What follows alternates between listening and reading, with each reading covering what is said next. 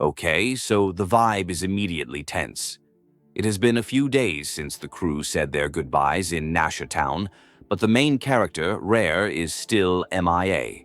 Everyone is on edge, wondering where he could have possibly gone. There is a collective feeling that he is not gone for good. Suddenly, a new character appears and drops some heavy news. Mr. Flynn is looking for the Traveler and Paimon, but a major wild hunt attack just went down at the quarry. It is time for the whole squad to regroup and figure out a game plan because things are clearly escalating. The scene at the quarry is bleak. The Kuvaki energy is completely drained, leaving the area feeling dead and empty. Rhaer's power is growing at an alarming rate, and he is not just absorbing energy anymore. He is getting stronger, leaving everyone wondering what his ultimate goal is. The group discusses how Rhaer just vanished after their last encounter.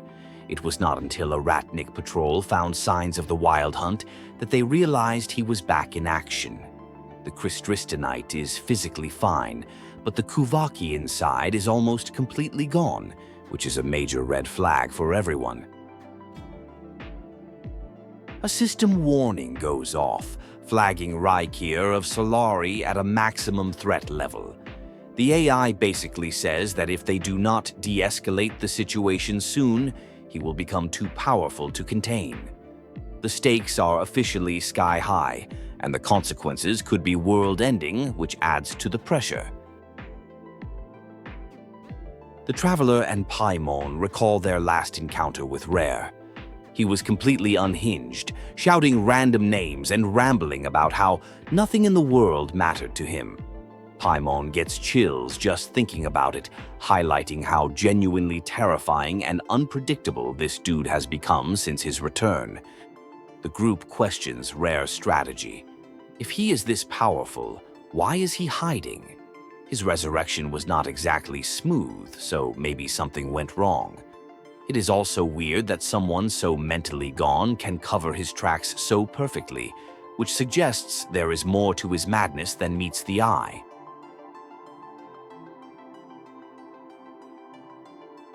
The crew feels totally stuck. They have no leads on Rhaer's location or his motives. Even with all their resources, they feel like they know next to nothing about the guy. This lack of information leaves them feeling powerless and unsure of how to even begin fighting back against him. Flynn comes up with a solid theory. Rhaer is likely targeting other places rich in Kuvaki, like the Eye of Kate or the Pillar of Embel. The group agrees that they cannot just sit back and let him power up. They decide to split up to cover more ground, a risky but necessary move. The plan is to regroup on High Island after investigating the two locations. Kutar realizes her goddess statue, carved from Kuvaki-rich ore, could be a target. She decides to head back to evacuate the pilgrims, adding another layer of urgency to their separate missions and highlighting the widespread threat. Treasure hunting rule number 3 gets an update for the current crisis. Run like the wind. If anyone spots Rhaer, the plan is not to engage, but to get out immediately and alert the others. Safety is the top priority because a direct confrontation would be a complete disaster right now. After searching, the team comes up empty. There is not a single clue about where Rhaer is hiding, and the feeling of impending doom is getting to everyone. It is like sitting on a ticking time bomb, and the suspense is almost worse than an actual fight. The anxiety is palpable. Flint shares his part of the investigation. He managed to narrow down his search to one suspicious individual, but by the time he got to the person's place, they were already gone. It is almost as if the person knew they were being followed, which adds a layer of conspiracy to the whole situation. Just as the group is feeling defeated, a sudden commotion erupts from Silver Moon Hall. It sounds like Lady Kutar is in danger. Without a second thought, the team rushes over to help, shifting from a state of passive investigation to active crisis response in an instant. The action is kicking off. The fight is absolutely chaotic. Rhaer is relentlessly attacking the damsel, and the group has to jump in to protect her. The power on display is insane, and it is clear that they are completely outmatched. They manage to get Kutar to safety, but it is a narrow and terrifying escape for everyone involved. Post-battle, the group tries to make sense of what just happened. Rhaer is a threat to the entire nation, with power beyond any normal measurement. They question why he was so focused on killing Kutar. It turns out, nobody saw how the fight actually started. They just jumped in to stop a disaster. Kutar is revealed to be the moon goddess, which explains her resemblance to the statues. She explains that Rhaer holds a deep-seated hostility towards the moon itself. Since she embodies the power of the moon, she has become his primary target, though the exact reason for his hatred remains a complete mystery.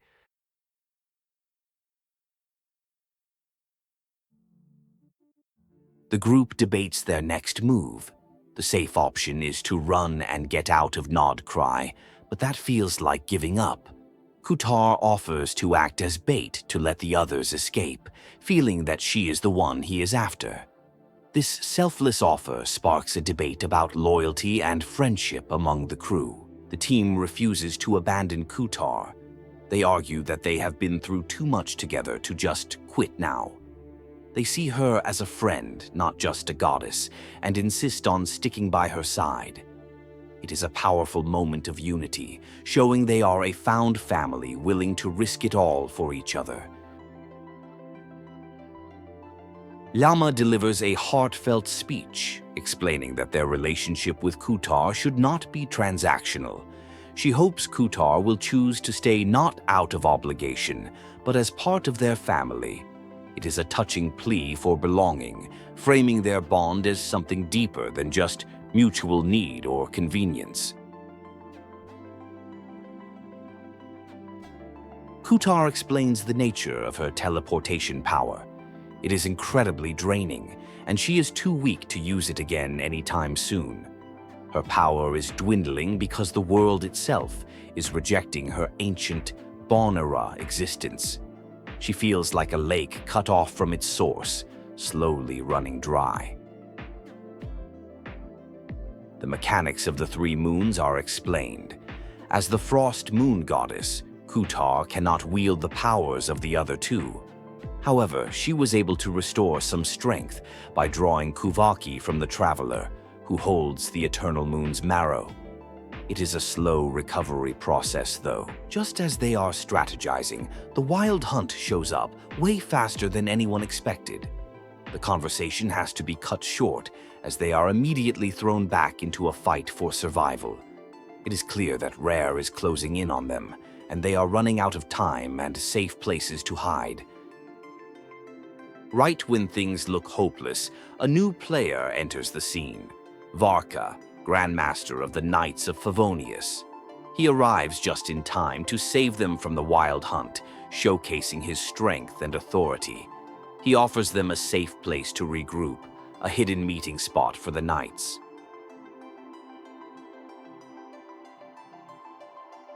Varka introduces himself and explains the safe house is a contact hub for the Northern Intelligence Network, basically a black market for intel. It is a secure location they use for reliable local information. This reveal expands the world and shows the Knights have a deep, established network.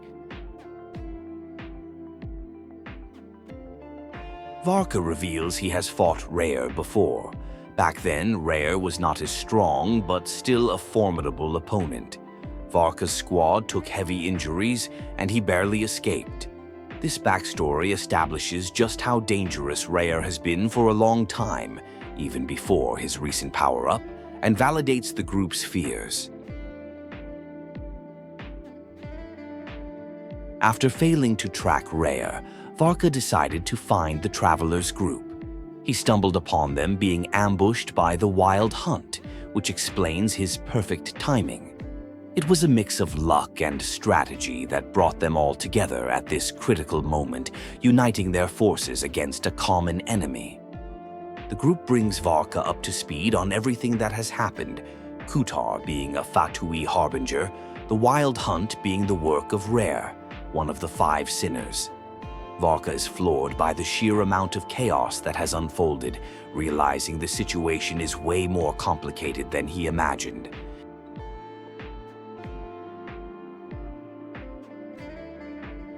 Varka sees the group as a new variable that could change their fate.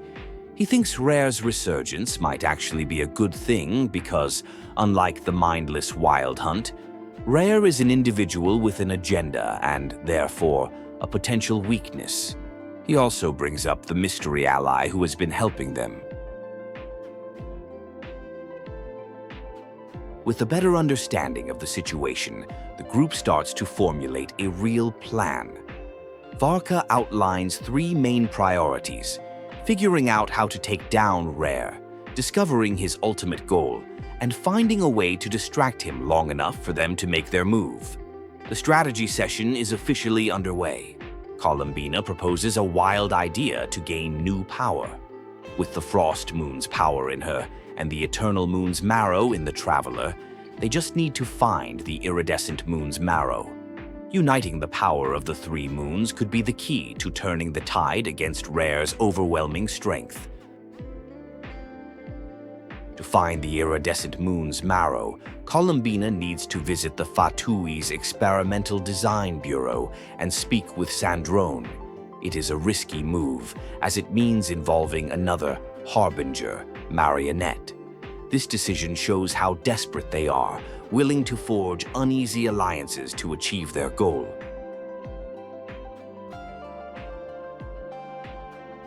The second priority is to understand Rhaer's endgame. His obsession with the moon seems to be a major clue. Varka believes that getting to the root cause of what is driving him is the only way to stop the Wild Hunt for good. They need to dig into his past to find his weakness. Just as they hit a dead end on intel, Boss Neffert makes a grand entrance. It turns out she is the head of the Northern Intelligence Network and runs the very black market hub they are in. Varka had secretly invited her, hoping to unite all of Nod-Krai's factions against Rhaer. Nefert initially refuses to get involved, stating that the crisis does not benefit her. She is a businesswoman who does not work for free. However, Yoda, her employee, begs her to help, explaining that Kutar saved her life.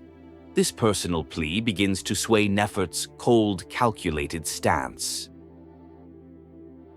Moved by Yoda's loyalty, Nefert agrees to help, but just this once. She asks to borrow the fragment Rhaer was after, revealing she has some top-secret leads on his past. This is a major turning point as they now have a master intel gatherer actively working on uncovering Rhaer's secrets. With the investigation handled, the third priority is distraction. Antha and Anno have a brilliant idea. Use a scan of the moon goddess's Kuvaki signature to create decoys at a craft shop. The plan is to deploy these decoys across Nod-Krai to keep Rhaer busy while the teams carry out their missions. With a solid plan in place, the group officially splits into 3 teams. One team will seek the Iridescent Moon's marrow, another will investigate Rhaer's past, and the third will create and deploy the decoys. They agree to regroup at the hub once their missions are complete, setting the stage for the next phase.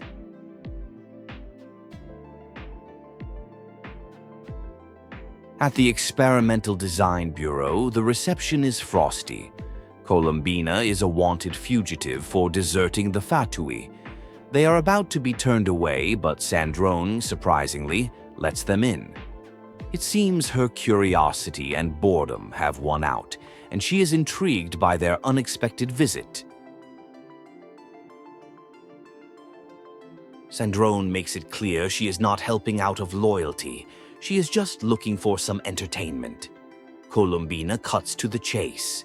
She needs to speak with Arlecchino, the knave. She explains that Rhaer is hunting her, and to face him she must retrieve the lost moon, a cryptic but urgent request. A surprisingly nostalgic and almost friendly conversation unfolds between Sandrone and Columbina about their old tea parties. It reveals a hidden layer to their relationship, one of shared history, and even a hint of camaraderie. Sandrone admits that things have been less eventful since Columbina and others left the group. Sandrone agrees to pass a message to Arlecchino, setting up a future tea party. In return, Columbina offers to leave one of the moon marrows in Arlecchino's care, as her body cannot contain two. It is a strange but effective negotiation, built on their shared past and a mutual, unspoken respect. Columbina explains why she left the Fatui.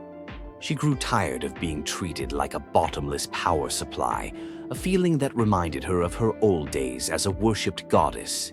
The greed in people's eyes was the same, and she no longer wanted any part in their grand, transactional ambitions. Just as the travelers' group is about to leave, the Wild Hunt launches a surprise attack on the facility. Sandrone, unfazed, tells them to get out while she handles it. She reveals the entire bureau is rigged for war, ready to unleash her beautiful creations against Rhaer's monstrosities in an epic showdown. Sandrone confidently faces Rhaer, pitting her advanced robotics against his Wild Hunt army. It is a battle of technology versus raw, abyssal power. She taunts him, ready to see whose creations will come out on top, showcasing her own formidable strength and brilliant engineering in the face of a terrifying threat. Rhaer himself finally appears on the battlefield, but just as Sandrone is about to engage him, he vanishes. He has used the chaos as a distraction to get past her defenses and continue his hunt for the moon goddess. It is a classic misdirection play, and Sandrone realizes she has been outsmarted. Meanwhile, Neffert begins the ceremony to investigate Rhaer's past. She uses her unique powers to dive into his memories, with the others joining her mentally. They find themselves in what looks like his old home in Canria, a surprisingly humble beginning for such a fearsome figure. Nefert lays down the ground rules for the memory dive. Their minds will follow hers, and they must remain silent and calm, no matter what strange things they see. She warns that this is not going to be an easy journey, and that his power is beyond anything she has ever encountered before. To ensure her own safety during the dangerous mental dive, Neffert decides to call in a favor.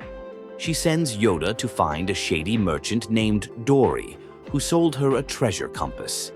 This unexpected side quest suggests Neffert is preparing for the worst-case scenario and needs some extra insurance. Dory, the merchant, is introduced.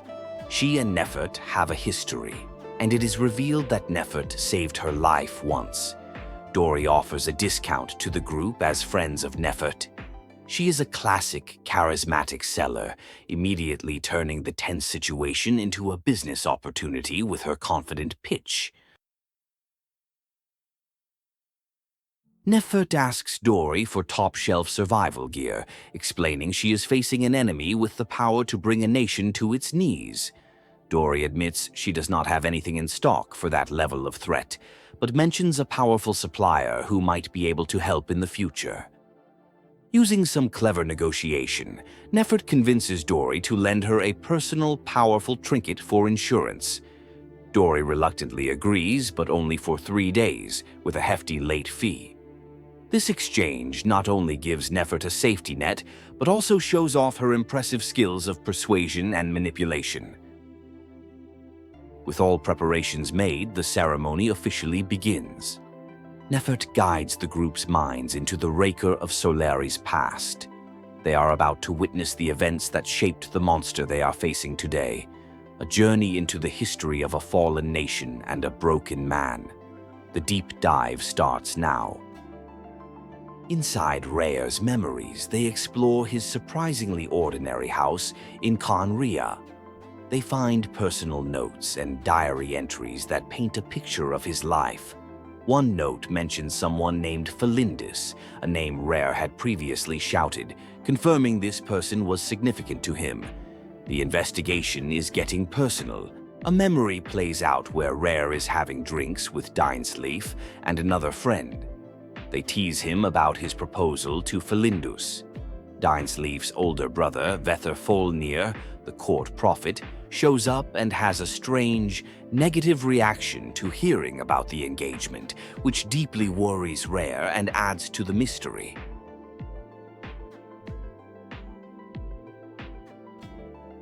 Rhaer discusses his worries with Felindus. She tries to reassure him, dismissing the prophet's reaction as unimportant. The conversation reveals their deep affection for each other and hints at the simple, happy life Rhaer desires. It is a stark contrast to the monster he has become, showing his human side. Another memory reveals Rhaer's true job. He is not just a king's guard. He is a rake of Solari, a secret agent tasked with hunting down the last descendants of the Crimson Moon dynasty. He and a colleague discuss the dangers of their work and the growing threat of retribution, adding a dark political layer. The perspective shifts to one of Felindus's memories, which is strange since they are in Rhaer's fragment. She is approached by someone who reveals Rhaer's true identity as an executioner and tries to recruit her to kill him, exposing a hidden side to her own story in the complex web of secrets. The ceremony ends abruptly. Neffert explains that she can pull them into Rhaer's memories directly. They have learned a lot, but have only scratched the surface. The team is left with more questions than answers, particularly about Felindus's role and how her memories ended up in Rhaer's mind. The Travelers team, along with a newly freed Columbina, is saved from the Wild Hunt by the timely arrival of Arlecchino. It is a dramatic reunion of Harbingers. Arlecchino's appearance confirms that Sandrone's message got through and that a powerful new ally has joined their cause, shifting the power dynamics. The full group reconvenes, now with Arlecchino in tow. The atmosphere is tense as Varka is suspicious of a Fatui Harbinger's motives. Arlecchino states she is there in a personal capacity, not for the Fatui, and offers to help Columbina find the iridescent moon's marrow, a gesture of good faith.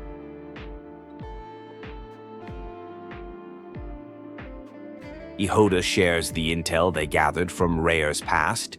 He was a Khanrian secret agent hunting the dregs of the Crimson Moon and had a fiancée named Thelxi.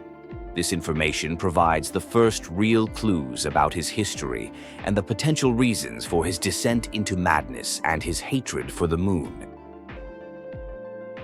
With new intel, the teams reformulate their plans. The Traveler, Paimon, Kutar, and Arlecchino will search for the iridescent moon's marrow. Others will fight the increasingly frenzied Wild Hunt to protect the city's inhabitants, while Nefert's group continues to dig deeper into Rhaer's past. The mission has clear objectives now.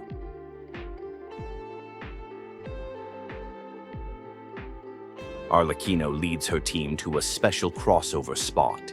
She reveals a massive secret. She is a descendant of the royal bloodline of the Crimson Moon. This is why she knows how to find the iridescent moon's marrow. Her bloodline gives her a unique connection to the ancient powers they are seeking. Arlecchino explains the lore. The Crimson Moon is actually the shattered remnants of the iridescent moon, fused with the abyss. Her special fire is a mix of the moon's power and the abyss's corruption. This constant internal battle is why her hands are marked, a physical sign of her dangerous power.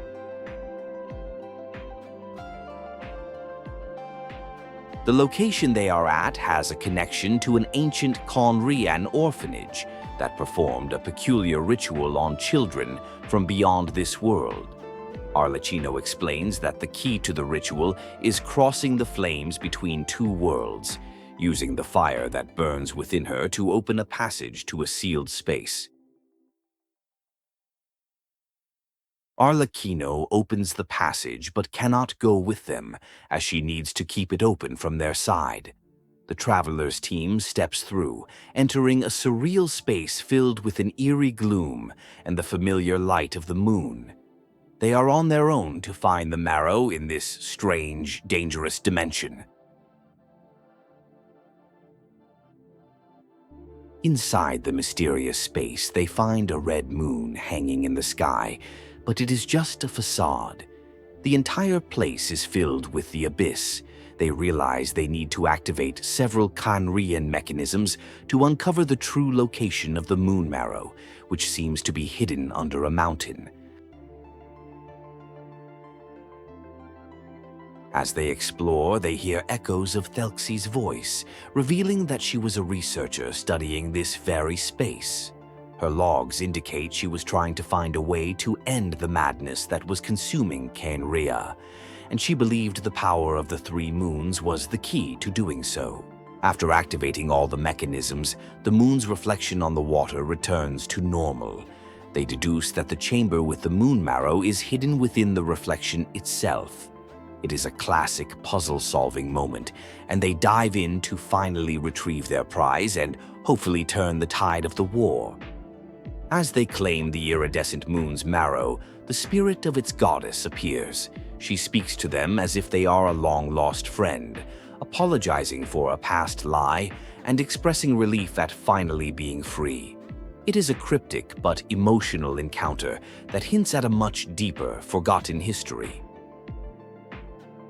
With the marrow secured, the space begins to collapse.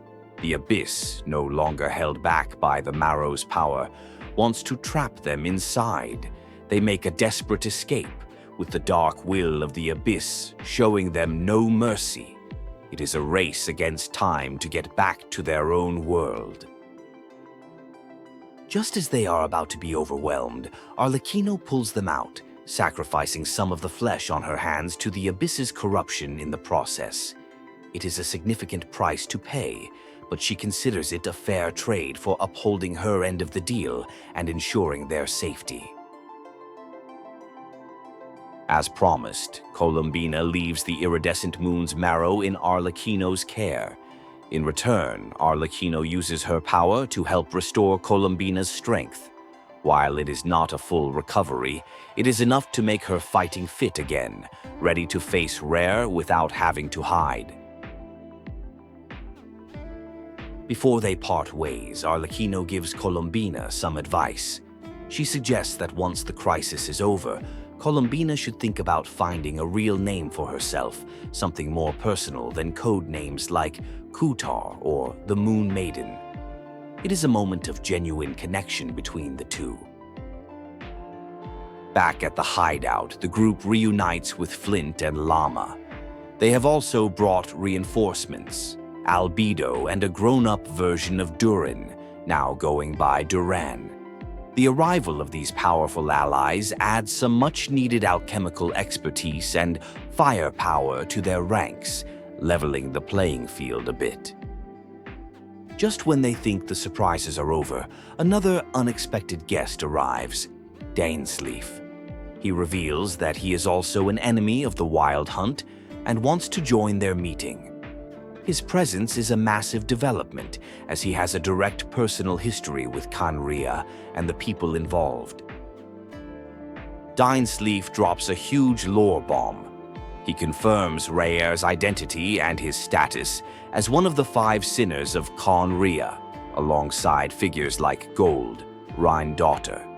He explains how each sinner was tempted by the abyss, but Rhaer's fall remains a mystery to him, as he never seemed to have grand ambitions. Dainsleif recounts the night of Khaenri'ah's fall. He tried to lead a rebellion to free his brother, Vether Folnir, after the king blinded him, but he was betrayed. This personal and tragic history explains his deep connection to the events and why he is so invested in understanding Rhaer's past. Columbina reveals that even with the three moons united, her power is still ebbing away because the world of Tevat has never truly accepted her. It is an ongoing problem with no clear solution. Despite this, she vows to do everything she can to help them drive out Rhaer. The final plan hinges on answering three key questions. Can Rhaer be killed? What shaped him into a monster? And what is his true goal? Albedo is tasked with the first question, using his alchemical knowledge, while Nefert is once again entrusted with digging into Rhaer's psyche for the other two answers. Neffert prepares for another deep dive into Rhaer's mind, this time with the Traveler and Dainsleif as her safety detail. She explains her method as a diving expedition into someone's brain, where she is the diver and they are her equipment, tasked with keeping her alive while she explores his consciousness. Back in Rhaer's memories, they find themselves in his office. It is clear the purge of the Crimson Moon descendants is escalating. The files show that not just adults, but children and orphans are being targeted and neutralized. The sheer brutality of the regime is laid bare, and it is clearly taking a toll on Rhaer. Rhaer confronts Vethafolnir, the prophet, seeking answers about his future with Felindus. Vethafolnir gives him cryptic advice, warning that their marriage is unlikely to end in happiness and that he should find another fiancé. This prophecy only deepens Rhaer's anxiety and paranoia about his future. The perspective shifts again to Felindus's memory. The man from before reveals that she, too, has the blood of the Crimson Moon in her veins. He tries to convince her that her only option is to kill Rhaer, as the King's Purge will eventually reach her. It is a devastating revelation. Felindus is caught between her love for Rhaer and her loyalty to her own people. She knows Rhaer is a killer, but she also knows he is just following orders. She decides to find her own way to end the conflict, refusing to be a pawn for either side in this escalating political nightmare. The climax of Rhaer's past arrives. He discovers a file targeting Felindus for neutralization. The revelation that his fiancée is a Crimson Moon descendant, the very people he has been ordered to kill, shatters his entire world. The King's Purge has finally hit home in the most personal way imaginable. In his desperation, Rhaer starts hearing Vethafolnir's voice in his head, urging him to gain more power to protect what he loves. The prophet tells him to watch for a moment of opportunity. This internal manipulation, combined with his emotional turmoil, pushes Rhaer closer and closer to the breaking point.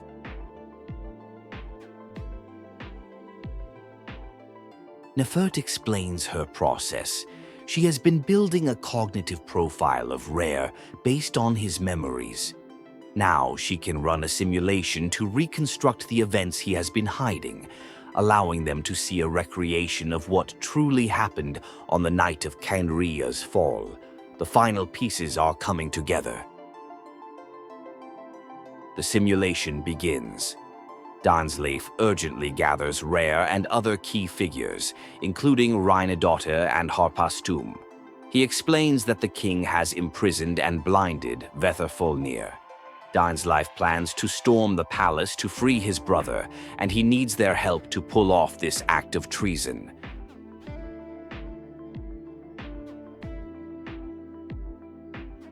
The scene flashes to Felindus's lab. Her research notes reveal she was studying moon marrow, believing it to be a spatial gateway to another world. She saw it as a potential escape or solution to the kingdom's problems, but lacked the power source to activate it, showing her own desperate search for an out.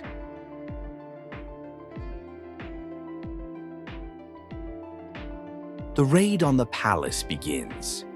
It is pure chaos as Dainsleif's faction clashes with the loyalist guards. Rhaer's mission is to break into the prison and rescue Vetherfolnir.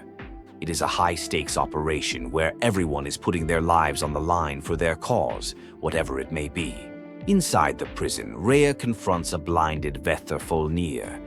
The prophet is surprisingly calm, explaining that he warned the king about Conria's impending fall, which is what led to his punishment. He reveals that fate is an immutable force, and he is powerless to change the inevitable collapse. Rhaer and Vetherfolnir have a strange, shared moment when they realize they both hear a mysterious voice in their heads, one that manipulates and drives them. Vetherfolnir advises Rhaer to persevere, as it is his only chance to fight against fate and save Felindis. It is a final, cryptic piece of guidance. As Rhaer leaves, Vetherfolnir warns him to head to the Universitas Magistratum, where Felindis works. A strange energy wave ripples through the city, and it becomes clear that the king has activated some secret, abyss-powered defense mechanism. The Universitas is now the epicenter of a new disaster. The Universitas is overrun with abyssal monsters. The researchers are trapped and defenseless. It is a horrific scene of carnage and destruction, a direct consequence of the king's madness and his reliance on the dangerous power of the abyss. The city is literally consuming itself from within. Rhaer arrives to find Felindis, who reveals she has found her own solution to end everything. In a shocking twist, she activates the Moon Marrow, creating a gateway. It is her desperate, last-ditch effort to save them, but it is clear something is about to go horribly wrong with her plan.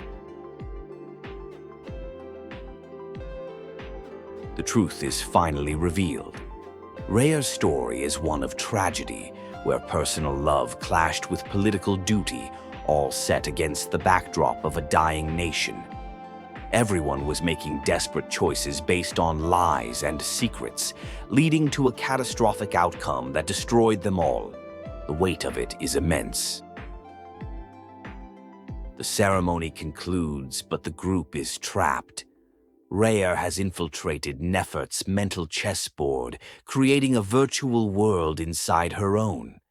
They have been tricked, and now they must find a way out of this nested reality before Rhaer takes control. The hunter has become the hunted. Inside the hallucination, Neffert realizes her thoughts are turbulent, which is what is allowing Rhaer to interfere. To escape, she must regain control of her own mind. The group decides to rest and conserve their mental energy, trusting Neffert to find a way to break them out of the trap.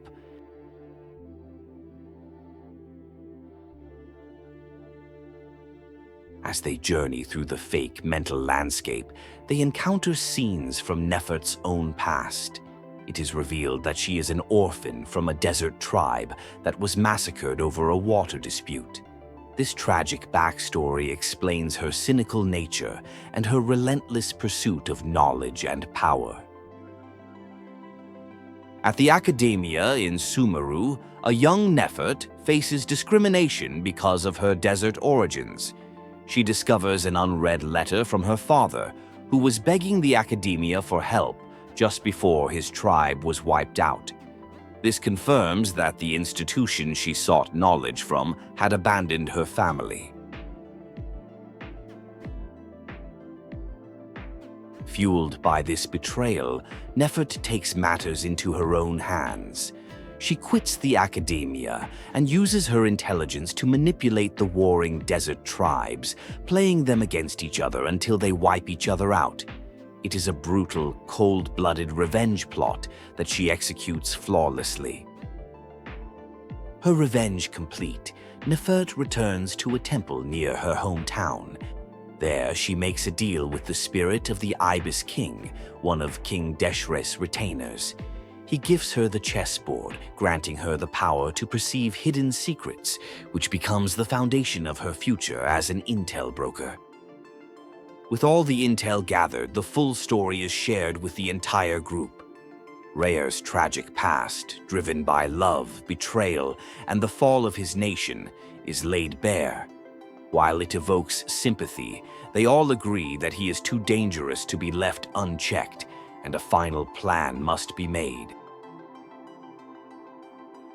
Albedo confirms his grim findings. Rhaer's being has been completely consumed by the Abyss. He is now a manifestation of abyssal power and cannot be truly destroyed by any means they currently possess. This is a devastating blow, seemingly making their fight an unwinnable one from the very start. Despite the terrible news, a new plan is formed. The idea is to use an alchemical array to absorb Rhaer's own abyssal power and channel it into Columbina. It is a high-risk, high-reward strategy to turn his greatest strength against him and give her the power to fight him on even footing. The final plan is set. Albedo and Duran will manage the alchemical array. The others will act as the front line, drawing Rhaer's attacks and keeping him within the array's range. Dori provides a special device made by Kave and the Dendro Archon to help protect them, a final piece of support. As they prepare, Dori reveals her motivations are not purely about Mora. She has a personal connection to Alice and the Dendro Archon and wants to ensure Sumeru is prepared for any future crisis. It is a rare glimpse into her softer side, showing that even she has loyalties beyond her business. Albedo explains the core of their plan in more detail. They are essentially stealing Rhaer's power because they cannot defeat him in a straight fight. The success of the entire operation hinges on analyzing his attack patterns and ensuring he remains focused on his primary targets within the array's effective range. Dainsleif struggles with the decision to fight his former friend, but after a conversation with Columbina about loyalty and regret, he agrees to join them. His participation is crucial, as his knowledge and power will be a major asset in the final confrontation. The team is finally fully united. The battle begins. Neffert releases Rhaer from the chessboard, and he immediately attacks. The team works together, with each member playing their part perfectly. It is a chaotic but coordinated effort to hold him in place and endure his powerful assaults, all while the array powers up. Rhaer creates a barrier, separating the Traveler and Nefert from the rest of the group. He focuses his rage on them, as they are the ones who spied on his memories. It becomes a desperate fight for survival for the two of them, trapped with the full, undivided attention of a furious, godlike being. To provoke Rhaer into unleashing his full power, Neffert taunts him about his past and his inability to save Felindis. It is a cruel but necessary tactic to make him angry enough to fuel the array. The plan works, but it comes at a cost, as the strain causes Nefert's eyes to start bleeding. The alchemical array activates. Duran uses his own pyro and abyssal energy to create a potential difference, allowing them to channel Rhaer's power into Columbina. He also synchronizes everyone's minds, giving the Traveler temporary access to the entire team's abilities and fields of view for a coordinated final push. Now empowered, Columbina opens the Moon Gate. In a shocking final move, Dainsleif appears and helps push Rhaer through the portal. They have successfully banished him, not destroyed him, but it is a decisive victory that ends his immediate threat to Nod-Krai. The crisis is finally over. In the aftermath, Nefert is left temporarily blind from the strain of the battle. Llama uses her healing abilities to treat her eyes, but it will take a few days to recover. The group is left to process their hard-won victory and the sacrifices that were made to achieve it. The cost was high. The team gathers at a tavern for a well-deserved victory feast. It is a moment of relief and celebration after the intense battle. They check in on each other, share drinks, and reflect on the insane journey they have been through together, solidifying their bonds as a found family of heroes. Neffert and the Traveler have a deep conversation about hatred and revenge. Neffert admits that she was wrong to call her own father a liar, and that she understands the motivations of deceivers now. It is a moment of profound self-reflection and growth for her character, showing a new level of empathy.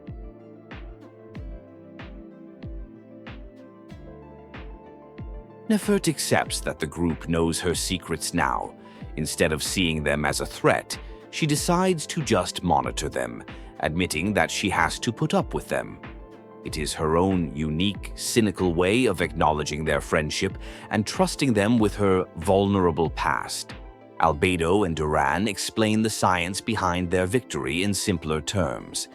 They broke down how they stole Rhaer's power and channeled it into Columbina.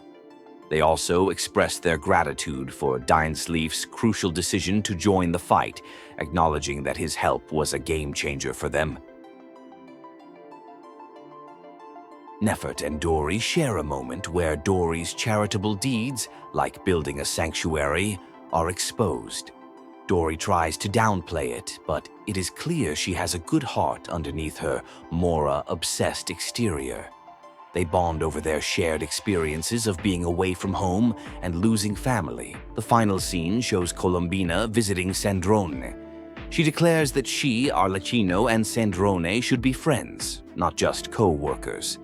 It is a surprisingly earnest and heartfelt gesture that catches the usually stoic Sandrone completely off guard, hinting at a new, healthier dynamic between the Harbingers. Sandrone shares a long story about two figures from Fontaine's past, René and Alain, who both had grand dreams of saving the world but were consumed by their own ambitions and ideologies. The tale serves as a parallel to Rhaer's story, a final reflection on the nature of salvation, obsession, and fate.